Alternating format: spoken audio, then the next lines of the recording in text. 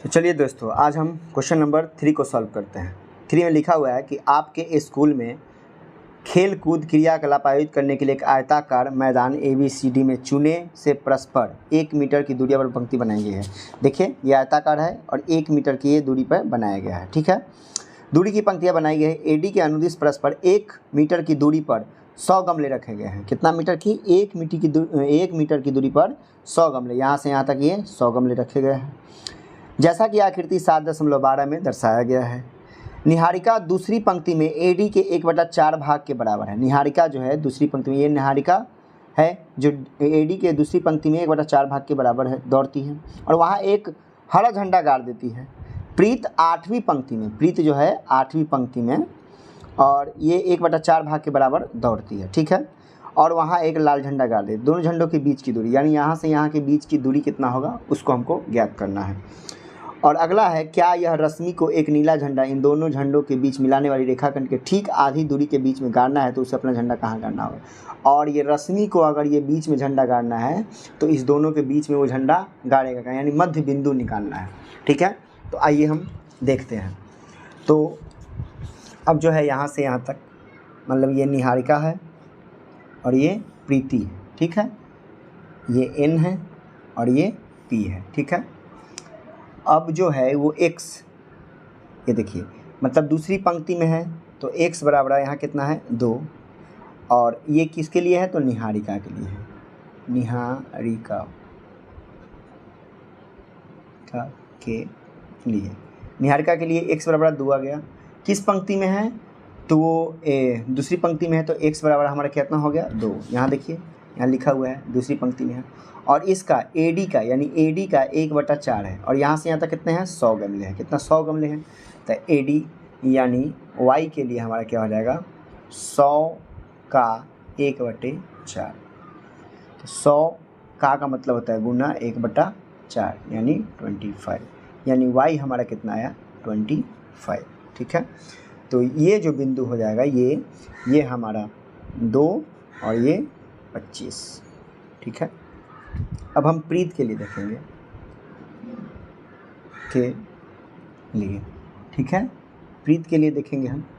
तो प्रीत के लिए हमारा ये कितनी पंक्ति में है तो ये 8वीं पंक्ति में था, x बराबर 8, और ये AD का जो है AD का y जो है AD का कितना है 1/5। तो मान लीजिए 100 का 1/5, 100 का गुना 1/5 कितना आ गया 20। ठीक है, तो x हमारा कितना आया, x हमारा इसके लिए 8 आया और ये 20 आया। ठीक है, तो इस दोनों के बीच की दूरी हम लगा देंगे, दूरी फार्मूला लगा देंगे निकल जाएगा। ठीक है, तो दूरी सूत्र, दूरी के लिए क्या लगाएंगे, दूरी निकालना है, झंडा गाड़ देती है तो √अंडर x1 माइनस x2 और x1 माइनस x2 का whole square plus y1 minus y2 का होल स्क्वायर। x1 कितना है तो x1 हम इसको देखिए, यहाँ पे x1 कितना है हमारा 2 है, x2 कितना है 8 है। ठीक है, तो 2 माइनस 8 का होल स्क्वायर प्लस y1 कितना हमारा 25 माइनस 20 का होल स्क्वायर। तो 2 माइनस 8 कितना हो जाएगा 6 का होल स्क्वायर प्लस 5 का होल स्क्वायर।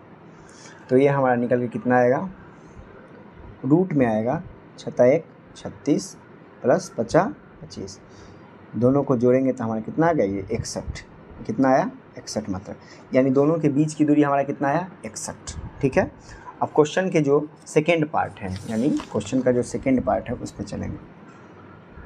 ठीक है, सेकेंड पार्ट में क्या कहता है क्वेश्चन के, तो सेकेंड पार्ट का क्वेश्चन का कह रहा है, यहाँ देखिए सेकेंड पार्ट क्वेश्चन में कह रहा है कि क्या यह रश्मि एक नीला झंडा इन दोनों झंडों को मिलाने वाली रेखाखंड के पर ठीक आधी दूरी के बीच में है तो गाड़ना है तो अपना झंडा कहाँ गाड़ना पड़ेगा, यानी मध्य बिंदु निकालना है। अगर ये झंडा है तो इस दोनों झंडे के बीच यानी कि यहाँ अगर इसको गाड़ना है तो ये अपना झंडा जो है कहाँ गाड़ेगा, तो क्या निकालना है हमको, मध्य बिंदु निकालना है। ठीक,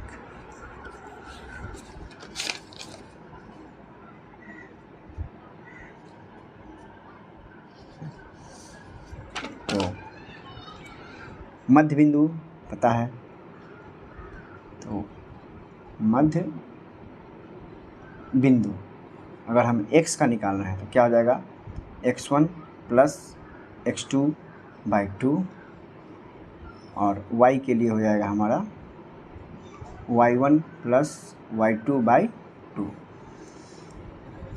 तो x1 कितना है 2, ठीक है, x2 कितना है 8/2, तो 8 और 2 10/2, तो ये कितना आ जाएगा 5।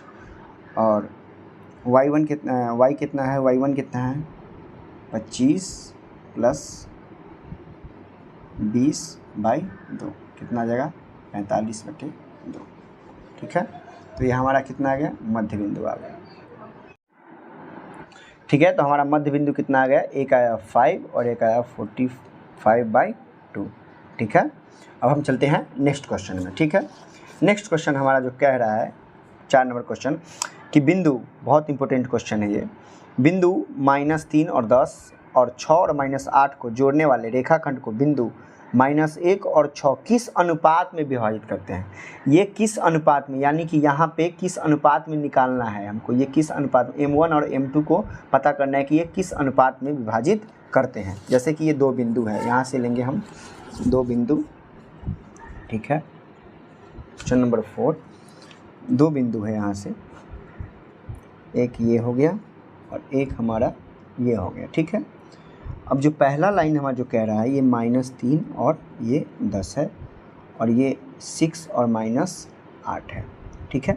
और यहाँ पे ये M1 और ये M2, मतलब इस बिंदु को किस अनुपात में विभाजित कर रहा है, यानी -1 और 6, मतलब -1 और जो 6 है, ठीक है, ये किस अनुपात में विभाजित कर रहा है, ठीक है, किस अनुपात में, अनुपात में विभाजित कर रहा है, ठीक।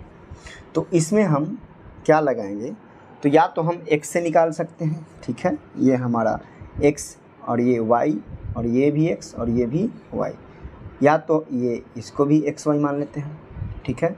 ये किसी एक पे ही निकल जाएगा, दोनों पे एक ही आंसर आएगा। अगर x पर निकालेंगे तो हमारा तो पर भी आंसर आएगा और y पे निकालेंगे तो पर भी आंसर निकलेगा।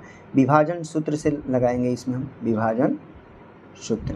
विभाजन सूत्र हमारा क्या होता है, x बराबर m1 into x2 plus m2 into x1 by m1 plus m2, ठीक है। तो यहाँ पे देखिए, x हमारा कितना है -1, x हमारा ये दिया गया है, जिस विभाजन में बांटना है, तो x हमारा कितना है -1। अगर y लेंगे तो हम 6 पे बना सकते हैं, 1 पे बनाते हैं हम x पे, तो x को -1, m1 हमारा दिया नहीं है तो m1, x2 जो हमारा है 6 है, x2 हमारा कितना है 6 है, x2 हमारा कितना है 6 है, प्लस m2 दिया नहीं है, x1 जो हमारा हो जाएगा वो कितना हो जाएगा -3 उन्हें -3 बटे m1 प्लस m2, ठीक। अब क्रॉस गुना कीजिए, तो जब -1 को इससे गुना करेंगे तो m1 और m2 को गुना करेंगे तो -m1 और -m2 बराबर 6m1 गुना हो जाएगा और प्लस माइनस का 3m2, ठीक है।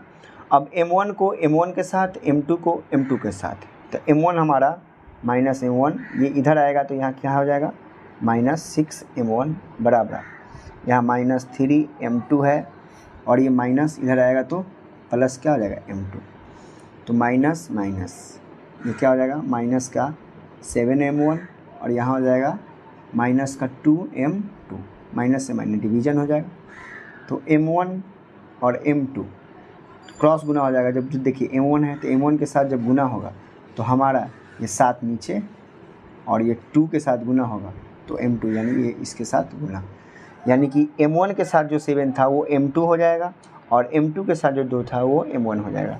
तो जब हम इसको बटे में रहें तो इसको हम अनुपात में लिख सकते हैं, यानी 2:7 अनुपात में बांट सकता है। ये हमारा आंसर हो गया, ठीक है। तो धन्यवाद, आज के लिए इतना ही, मिलते हैं नेक्स्ट वीडियो में।